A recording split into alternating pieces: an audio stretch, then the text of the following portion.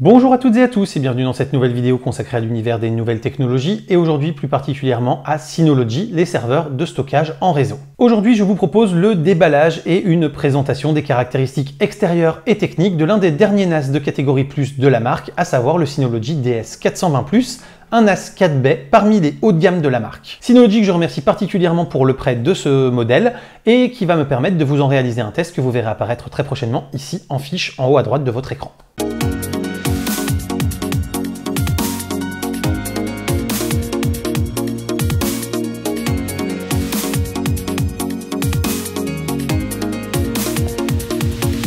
Sur la face avant, on retrouve les traditionnelles LED de statut, disque 1 à 4, ainsi qu'un port USB 3, et bien sûr le bouton de mise sous tension et d'extinction.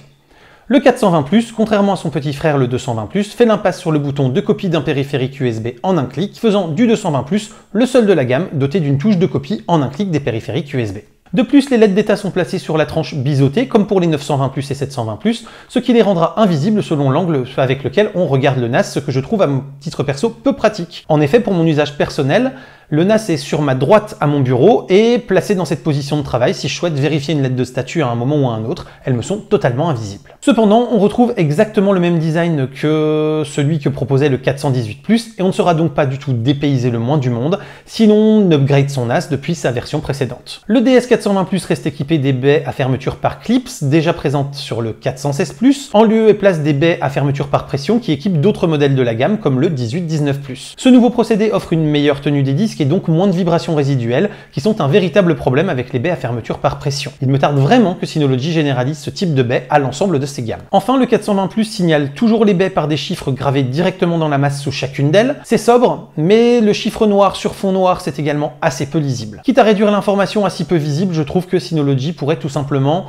mettre cet indicateur de côté, ne plus l'indiquer et se contenter de donner l'information dans le manuel utilisateur pour les rares cas où l'on a besoin de connaître la baie et où l'on aurait un doute sur leur sens d'implantation. Les baies de disque dur sont toujours équipées du système de fixation sans outils, très pratique et avec Silent Block intégré pour limiter les risques que les disques ne transmettent des vibrations au châssis. Comme tous les NAS Synology équipés avec un tel système de fixation, notre DS420+ est compatible avec le remplacement à chaud de ses disques durs et sur ce point, c'est donc du tout bon. Notre NAS peut donc accueillir jusqu'à 4 disques durs de 16 Tera chacun, soit une capacité maximale de 64 Tera en RAID 0 ou en JBOD, 48 Tera en RAID 5 ou en SHR pour bénéficier de la sécurité de ses données malgré le claquage d'un disque, ou encore 32 Tera en RAID 6 ou en SHR 2, pour permettre de bénéficier de la sécurité de ses données malgré le claquage de 2 disques. Synology annonce par ailleurs que le 420+ peut gérer des volumes jusqu'à 108 Tera, ce qui laisse sous-entendre que si des disques de capacité supérieure arrivent sur le marché, ils pourront aisément être pris en charge. Pour une majorité d'usages, 32 à 64 Tera de stockage seront largement suffisants. Attention cependant avec des disques de 16 Tera qui sont encore onéreux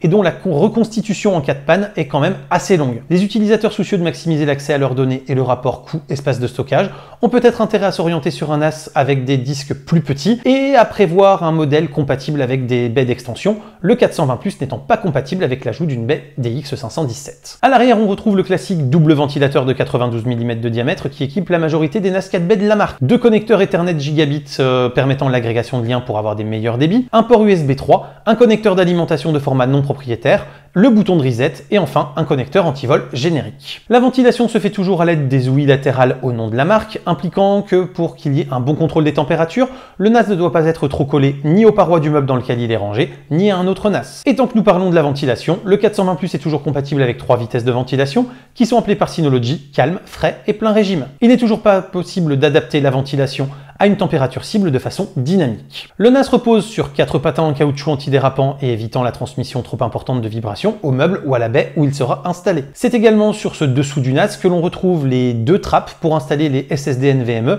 afin de pouvoir faire du cache SSD pour gagner en performance. À l'intérieur, on retrouve un Intel Celeron J4025 qu'il partage avec le 220+, son homologue à 2 baies.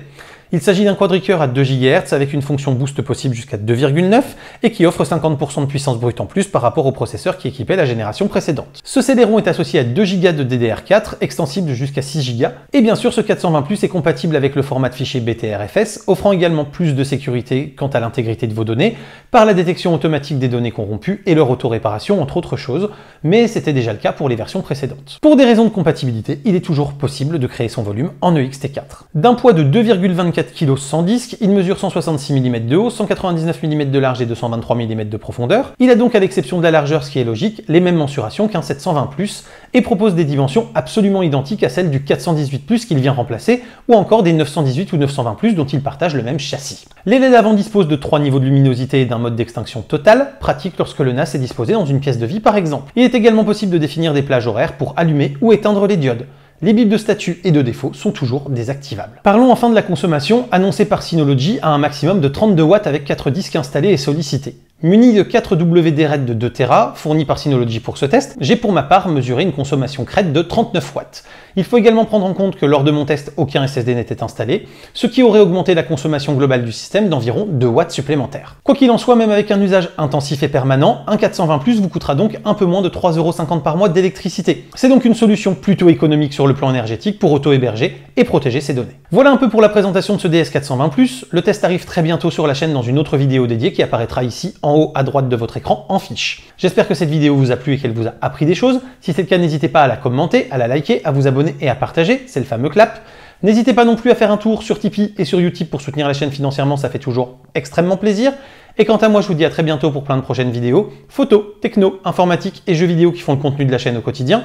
D'ici là, continuez de rester curieux et de regarder des vidéos sur YouTube bien sûr. Salut à tous, bye bye.